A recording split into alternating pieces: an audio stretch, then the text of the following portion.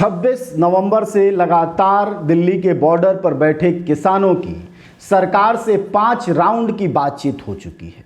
5 round की बातचीत में सरकार से उनकी तनातनी रही। सरकार अपने कानून को वापस लेने पर टिकी हुई है कि वह वापस नहीं लेगी।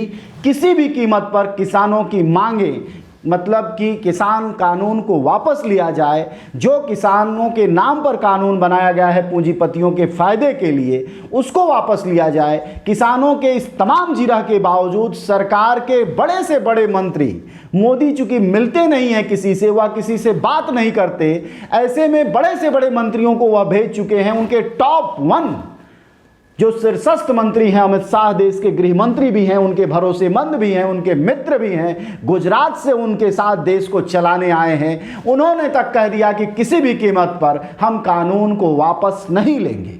बहुत साफ हो गया है।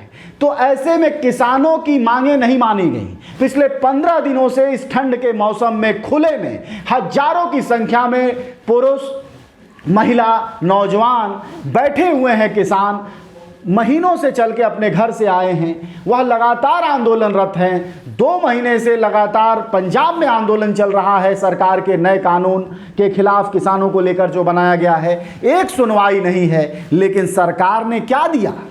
सरकार ने सिंघू बॉर्डर पर धरना दे रहे किसानों के ऊपर आज एफआईआर दर्ज कर दी है।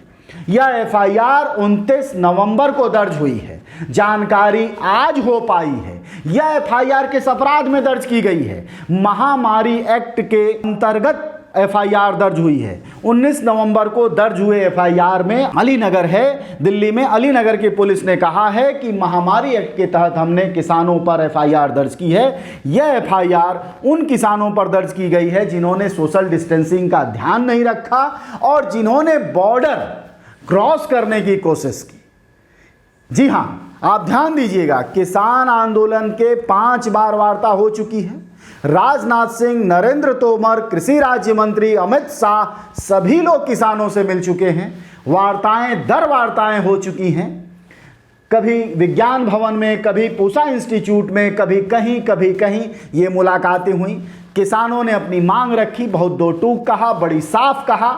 किसानों को सरकार खरीदने का, बेचने का कोई आरोप न लगाए, इसलिए किसान जब नेताओं से मिलते हैं, मोदी के मंत्रियों से मिलते हैं, तो अपना चाय, पानी, नाश्ता, खाना तक अपने साथ ले जाते हैं और वही मंत्रालयों और भवनों के दरवाजों पर बैठकर जमीन पर खाते हैं। उनकी एक चाय तक नहीं पीते। लेकिन सरकार ने उनकी एक नहीं सुनी और उन पर एफआईआर दर्ज कर दिया है। और एफआईआर उन किसानों पर दर्ज किया है जो कि सोशल डिस्टेंसिंग का ध्यान नहीं रख रहे थे और जबरन लामपुर बॉर्डर को क्रॉस करने की कोशिश कर रहे थे और सिंघू बॉर्डर से लामपुर रेड लाइट पर धरने पर बैठ गए थे। जी हां, आपको हम ध्यान से अगर फिर से एक बार सुना पाएं तो यह एफआईआर 29 नवंबर को लामपुर बॉर्डर की रेड लाइट पर धरने पर बैठे और सिंघू बॉर्डर पार करने की कोशिश कर रहे किसानों पर दर्ज की गई है जिन्होंने रोड ब्लॉक किया है। यानी बहुत साफ है कि यह एफआईआर उन तमाम किसानों पर दर्ज की गई है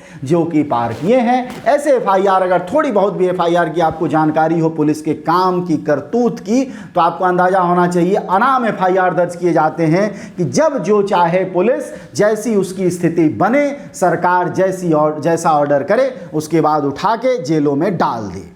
अब जरा सोचिए कि क्या होने वाला है इस देश में। यानी मोदी के मंत्रियों की बातचीत सिर्फ दिखावा है? क्या वह असलियत नहीं है?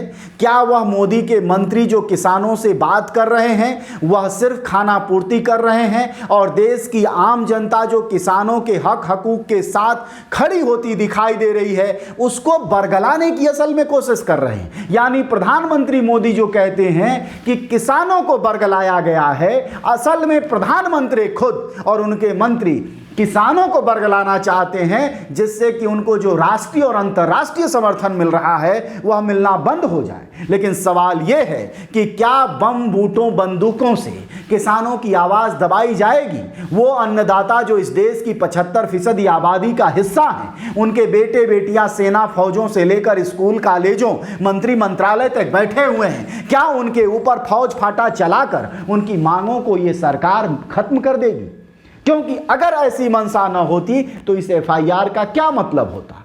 क्यों करती सरकार एफआईआर? रस्साकसी क्या हो रही थी? किसान हैं, कह रहे हैं हमको साहब, हमारे यहाँ सांसद है, हमारी चुनी हुई आप सरकार है मोदी जी, आप हमको दिल्ली में आके धरना देने दीजिए। रास्ता आपने रोका है, रस्साकसी आपकी वजह से हुई है और एफआईआर आपने किसानों पर दर्ज की है। इससे बहुत साफ होता जा रहा है कि असल में प्रधानमंत्री मोदी और उनकी पूरी कैबिनेट किसानों की बात मानने की जगह पर उनको बरगलाने की भी स्थिति दिखाई दे रही है, क्योंकि किसान बहुत साफ कह रहे हैं कुछ बातें जो इस पूरे देश को जाननी और समझनी चाहिए। पहली बात कि अगर आपने हमारे लिए कानून बनाया है किसानों के लिए, तो हमने आपसे कब मांग की? किस किसान संगठन ने मांग की? किस इलाके के किसानों से आने वाले सांसदों ने आपसे कहा? क्या आपसे पंजाब के, हरियाणा के, उत्तर प्रदेश, बिहार, मणिपुर, मिजोरम, असम से लेकर केरल, तमिलनाडु, आंध्र प्रदेश, किसी भी देश के जो 36 राज्य हैं, क्या उनमें से किसी एक राज्य के भी सांसद ने प्रधानमंत्री मोदी से कहा कि हमारे देश की जनता पर्चा, पंपलेट, पोस्टर लेकर आई है, प्रधानमंत्री जी उसका यह कानून विधेयक बना दीजिए, किसान के नाम पर एक विधेयक बना दीजिए और पूंजीपतियों को उनका खेत दे दीजिए, उनकी एमएसपी खत्म कर दीजिए, उन पर उनके जो नैसर्गिक मतलब जो बुनियादी हक हकूक हैं केस मुकदमा करने पर, अपराध होने पर, उसको खत्म कर दीजिए? क्या यह किसी किसान ने मांगा था? और अगर नहीं मांगा था तो फिर क्यों बनाया गया और वह इसका विरोध कर रहे हैं? तो अब एफआईआर दर्ज क्यों की जा रही है? क्या यही लोकतंत्र है? क्या इसी के लिए हमारे देश में पंजाब की धरती पर पैदा हुए भगत सिंह ने, गुजरात की धरती पर पैदा हुए गांधी ने आंदोलन किए थे? क्या इसीलिए सुभाष चंद्र ने अपना बलिदान दिया था? क्या चंद्रशेखर आजाद से लेकर हमारे शहीदों की जो परंपरा है, क्या इसी देश को देखने के लिए कि हमारे देश के किसानों के ऊपर काले अंग्रेजों का राज हो जाएगा?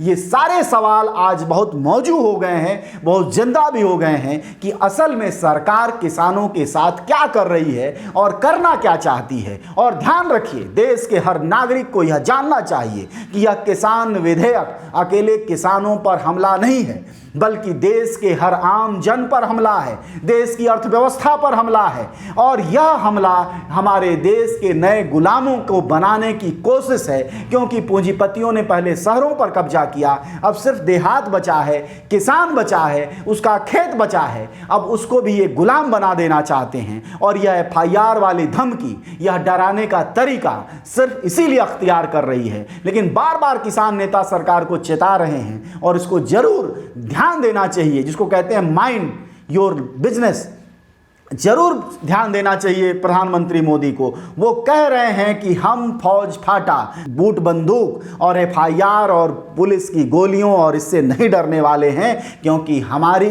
तो वैसे भी गुलामी है, तो फिर हम आज़ादी की ही लड़ाई क्यों न लड़ें।